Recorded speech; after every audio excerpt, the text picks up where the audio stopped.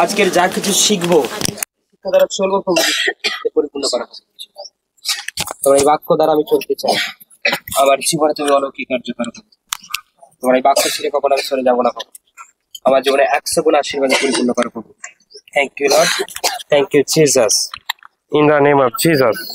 সবাই বলো amen, hallelujah, praise the lord. আর দেখিলেন লেবি নামে একজন করগ্রাহী কর গ্রহণ স্থানে বসিয়া আছেন। কতর বাক্য? লুক লিখিত সুসমাচার 5:27। যাদের যাদের কাছে বাইবেল আছে তারা বাইবেলটাকে খুলে ফেলবে এন্ড দেখবে। ঠিক আছে, শোনো না, ভালো করে শোনো। যে তৎপরে তিনি বাহিরে গেলেন আর দেখিলেন লেবি নামে একজন। কোন নামে একজন? লেবি নামে একজন। কি নামে একজন? লেবি। লেবি লেবি নামে একজন কি? লেবি নামে একজন করগ্রাহী কর গ্রহণ স্থানে বসিয়া আছেন। তিনি তাহাকে কহিলেন, আমার পশ্চাৎ আইসো। কে বলছে? প্রভু যিশু। কাকে বললেন? লেবিকে। লেবি কি করতো? কর গাড়ি বলতে কাকে বোঝায়?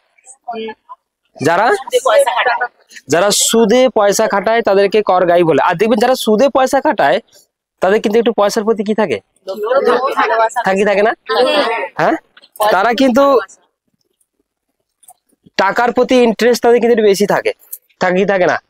কিন্তু দেখো, প্রভু যিশু যখন ওখান দিয়ে যাচ্ছিলেন, ওখান দিয়ে হাঁটছিলেন, হ্যাঁ, যখন তিনি তাকে কি করলেন? যে দেখলেন, তাকে কি করলেন? দেখলেন, লেবিকে দেখলেন। লেবিকে দেখার পর তাকে ডাকলো। কাকে ডাকলো? লেবিকে ডাকছে, যে বলছে তুমি এসো লেবি, তুমি আসো। কোথায় আসো? বলছে আমার পশ্চাৎগামী হও। কাকে ডেকেছে? লেবিকে। আচ্ছা, প্রভু যিশু যদি কাউকে ডাকে সে যাবে না? যাবে না? সে যাবে কি যাবে না? হ্যাঁ, কিন্তু লেবিকে যখনই ডেকেছে, লেবি কিন্তু তার পশ্চাৎগামী হয়েছিল। শুধু তাই নয়, দেখো এখানে লেখা আছে, তাহাতে তিনি সকলই পরিত্যাগ করিয়া উঠিয়া তাহার পশ্চাৎ গমন করিলেন। এখানে কি লেখা আছে বাক্যে?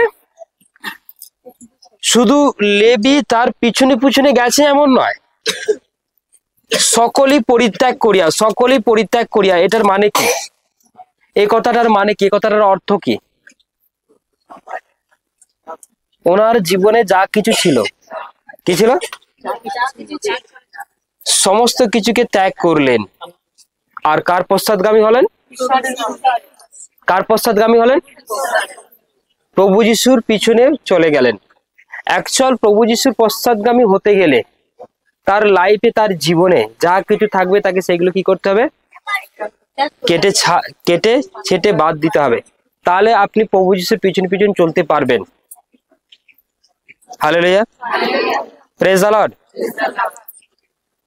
তিনি যে করগ্রাহী, মানুষকে টাকা দিতেন, উল্টে সুদ নিতেন, তাই নাকি?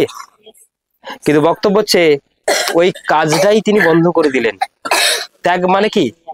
ওই যে বসে বসে বসে বসে বসে এই এত, কেউ একজন টাকা নিয়ে যাচ্ছে, 100 টাকায় এত টাকা সুদ, 2000 টাকায় এত টাকা সুদ, উনি শুধু বসে থাকতেন আর দিতেন, তাই নাকি?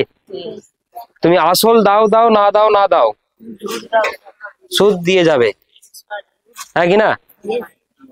আর যখন কোনো মানুষ হয়তো দিতে পারতো না, তখন বলতো তোমার বাড়ি আছে, তোমার গাড়ি আছে, তোমার বাইক আছে, এটা এবার দিয়ে চলে যাও, তোমার যা হয়ে গেছে বাইকের সমান হয়ে গেছে। এইভাবে উনি কি হচ্ছিলেন? আস্তে আস্তে ধনী হচ্ছিলেন, বড় লোক হচ্ছিলেন। কে হচ্ছিল? লেবি। লেবি আস্তে আস্তে কিন্তু এমন পজিশনে পৌঁছে যাচ্ছিল যেখানে কিনা আরো আমির হয়ে যাচ্ছিল, অর্থাৎ বড় লোক হয়ে যাচ্ছিল, ধনী হয়ে যাচ্ছিল। উনি কিছু টাকা মানুষকে দিতেন, যাদের প্রয়োজনে, যাদের দরকারে তারা আসতো, তারা নিত, কিন্তু তারা তার কাছে বিক্রি মতো হয়ে যেত। অ্যাকচুয়াল ধার নেওয়া মানে কারো কাছে বিক্রি হয়ে যাওয়া। সে আপনি 100 টাকায় নেন আর 2000 টাকায় নেন, 10,000 টাকায় নেন আর 20,000 টাকায় নেন, দেখবেন আপনি সবার সামনে মুখ তুলে কথা বলতে পারবেন, কিন্তু যার সঙ্গে আপনি কি করেছেন, ধার করেছেন, তার সামনে দিয়েও আপনি যাবেন না, লুকিয়ে লুকিয়ে যাবেন যদি সহ্য না পারেন, হ্যাঁ কি না?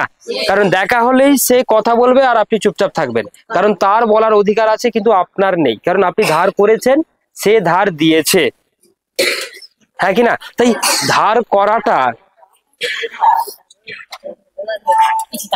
খুব বাজে বিষয়। ধার করাটা কি বিষয়?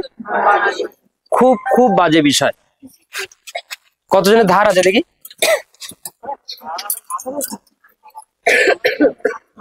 কতজনের ধার আছে এদিকে? তুলে দিন না, হাত তুলুন না। যারা তুলবে তাদের নামে আজকে আমি ব্লেস করে দেবো। বড় করে হাত তুলুন যে আমার ধার আছে। বড় করে হাত তুলুন, বড় করে। যার যত বড় ধার সে তত বড় হাত তুলবে। ঠিক আছে, এখানে কার ধার আছে দেখি? ধার আছে, ধার আছে, ধার আছে, ধার আছে। যার ধার আছে সে পরাধীন ব্যক্তি। কি বললাম? যার ধার নেই সে স্বাধীন ব্যক্তি। হ্যাঁ কি না? আপনি ধার করে বাড়ি করলেও পরাধীন। রাত্রে ঘুম হবে না। যেদিন টাকা শোধ করতে হবে তার আগের দিন রাত্রে ঘুম হবে না, দুদিন আগে থেকে ঘুম হবে না। হালেলুয়া।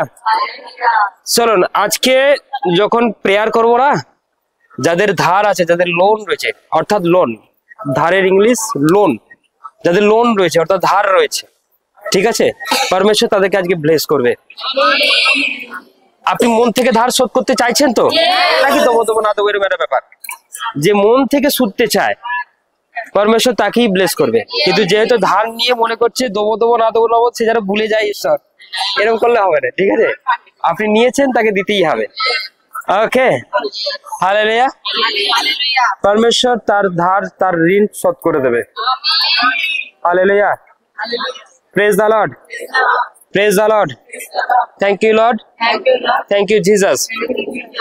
ওকে, শোনো, এখানে কিন্তু কেউ একজন আছে যার 2.5 লাখ টাকা দেনা আছে। 2.50, 2.5 লক্ষ টাকা দেনা, তার পুরো মাপের 2.5 লাখ টাকা দেনা। ঠিক আছে, তাকে পরমেশ্বর ব্লেস করবে। হালেলুয়া। সেই ব্যক্তি যেই হোক না কেন, সে আমার সামনে শেষে আসবে। ঠিক আছে, তার 2.5 লক্ষ টাকা দেনা শোধ করে দেওয়ার জন্য পরমেশ্বর তাকে 6 মান্থে, কত মাসে? 6 মাসে তার এই ঋণ শোধ হয়ে যাবে। কিন্তু কিভাবে হবে পরমেশ্বর জানে। ঠিক আছে, পরমেশ্বর তাকে ব্লেস করবে। Hallelujah. Thank you Lord, thank you Jesus. আসুন আমরা ঈশ্বরের কাছে, ঈশ্বরের কাছে কিছু শিখবো, কিছু জানবো। তাহলে সেই ব্যক্তি কি করছিলেন? তার একটা কাজ, তার একটা ব্যবসা। আর কে ডেকেছে তাকে? প্রভু যিশু তাকে ডেকেছে। আর যখনই প্রভু যিশু তাকে ডেকেছে, যখনই তাকে ডাকলেন, তিনি সমস্ত তার কাজ কর্ম ছেড়ে দিয়ে কোথায় ছিলেন? প্রভু যিশুর পিছনে পিছনে দৌড়ালেন। কে ছিলেন? তাহলে কি লেবি কি বোকা লোক? আমরা হয়তো অনেকে বলতে পারি যে আমার কাজ আছে, আমার ব্যবসা আছে, আমার বাণিজ্য আছে, আমি কেন যাবো? আমি কেন যাবো ওখানে? আমি যেতে পারি না, আমার যাওয়ার দরকার নেই, কোনো জরুরি নেই। আচ্ছা, কোন ব্যক্তির ঈশ্বরের প্রয়োজন নেই? হ্যাঁ, একটা মানুষের অর্থের যেমন প্রয়োজন, ঈশ্বরের প্রয়োজন আছে কি নেই? ছেলের প্রয়োজন, মেয়ের প্রয়োজন, স্ত্রীর প্রয়োজন, বাবা মার প্রয়োজন, তেমনি ঈশ্বরের প্রয়োজন আছে কি নেই? অর্থের যেমন প্রয়োজন, খাওয়া দাওয়ার যেমন প্রয়োজন, ঘুমানোর যেমন প্রয়োজন, স্নান করতে হবে, থাকতে হবে, বাড়ির প্রয়োজন, তার সাথে সাথে ঈশ্বরের প্রয়োজন আছে কি নেই? আপনি কি জানেন ঈশ্বর ছাড়া এগুলো কোনো কিছুই হবে না? হ্যাঁ, কি ছাড়া? ঈশ্বর ছাড়া কোনো কিছু হওয়া পৃথিবীতে সম্ভব নয়। হালেলুয়া। কিন্তু লেবিও দেখো, সে তার অর্থের প্রতি মন থাকলেও, তার ব্যবসা থাকলেও, সে বুঝেছিল আমাকে কে ডাকছে। সে আর কেউ নয়, জগতের পরিত্রাণদাতা, উদ্ধারকর্তা, ত্রাণকর্তা। সে সর্বশক্তিমান। তিনি যখন আমাকে ডেকেছে, নিশ্চয়ই কিছু আমার জন্য ভালো কিছু ভেবেছে।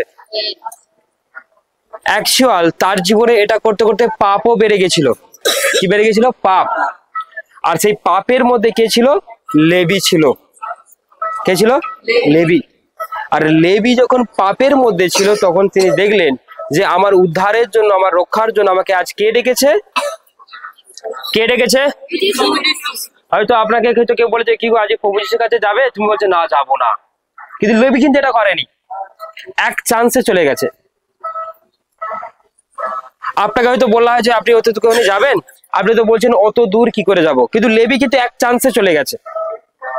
শুধু গেছে তাই নয়, সে সঙ্গে সঙ্গে মন পরিবর্তন করেছে যে আজকের পর থেকে আমি প্রভু যিশুর অনুসারে চলবো, তার বাক্য অনুসারে চলবো, তার ইচ্ছা অনুসারে চলবো। আমি কোন রকম আর খারাপের মধ্যে থাকবো না, না রাগের মধ্যে, না হিংসার মধ্যে, না গালাগালির মধ্যে, না চুরির মধ্যে, না ড্রিঙ্কের মধ্যে, না ব্যভিচারের মধ্যে, কোনো কিছু আমি আজকের পর আমি থাকবো না। আমি সেখান থেকে আজ বেরোলাম, আমি নিজেকে সম্পূর্ণ প্রভু যিশুর কাছে সমর্পণ করলাম। Hallelujah, praise the Lord, hallelujah, praise the Lord. তাই পরমেশ্বর আজ প্রত্যেককে জীবনে তিনি এইভাবে ব্লেস করতে চাইছেন, এইভাবে আশীর্বাদ করতে চাইছেন। তাই এখানে প্রেজেন্ট প্রত্যেকটার ব্যক্তির উপরে পরমেশ্বরে কি আসবে? আশীর্বাদ নেবে আসবে। কি নেবে আসবে? আশীর্বাদ নেবে আসবে। তাই আজ আপনি যখন অন্তর থেকে, হৃদয় থেকে তার কাছে এসেছেন, তাই আজ আপনি এখান থেকে আশীর্বাদকে নিয়ে বাড়ি যাবেন। Hallelujah, hallelujah, hallelujah. কিন্তু আপনার মন স্থির হওয়া চাই, এক হওয়া চাই। Hallelujah, praise the Lord. আসুন আমরা প্রত্যেককে চোখকে বন্ধ করি। ওকে।